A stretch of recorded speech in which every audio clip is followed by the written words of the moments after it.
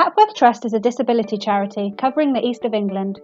We were originally established 103 years ago as a tuberculosis colony by social pioneer Sir Pendrell Varrier-Jones, and we have a wonderfully rich history of continuously supporting disabled people. Dr. Pendrell Varrier-Jones, as he was then known, was offered a role with the aid of a part-time tuberculosis officer and a single nurse within a small dispensary to provide the most basic support to those with tuberculosis. Within a short period of time, he placed a first single patient, a discharged soldier, then several patients in shelters in the garden of a house in the village of Bourne in 1917, where these patients were treated to a regime of continuous fresh air, regular meals, alternatively resting in shelters and participating in light carpentry and horticulture.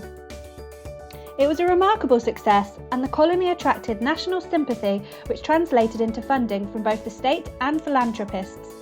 The colony outgrew Bourne, and Varrier-Jones was able to purchase Papworth Hall in Papworth, Everard for the sum of £6,000, which equates to about £200,000 in today's money. His objective was to provide aftercare for those suffering from tuberculosis.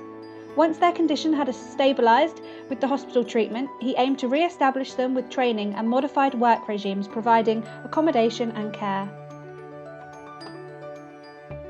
In the 1930s, factories were constructed in Papworth, Everard to provide work opportunities for patients. In 1938, Prime Minister Neville Chamberlain praises the work of Papworth Industries and its travelling goods department, later named the Chamberlain Workshop. In 1954, many disabled people came to Papworth, Everard for training, with some subsequently remaining in the village and others returning home to work elsewhere. The hospital itself passed to the newly formed National Health Service in 1954 and Papworth Trust being formally created in 1963. The Papworth village settlement continued to accommodate TB patients until 1957. Some patients still live in the village.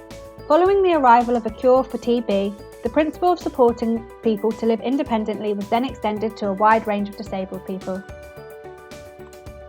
In 1963, Papworth Trust as it is known today was formed, providing housing, training and employment opportunities for disabled people.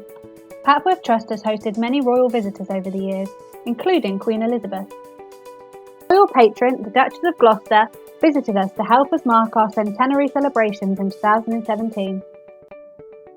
Today, our services for disabled people remain relevant to our core from 1917. We have safe, enabling and accessible houses. We support disabled people to search for, secure and sustain work. We provide care services to people with complex needs and have achieved regulatory, good and outstanding accreditation. And we support our customers weekly to attend sessions at our 5-day centres in the community and via virtual means to develop independent living skills. You can find out more at www.papworthtrust.org.uk.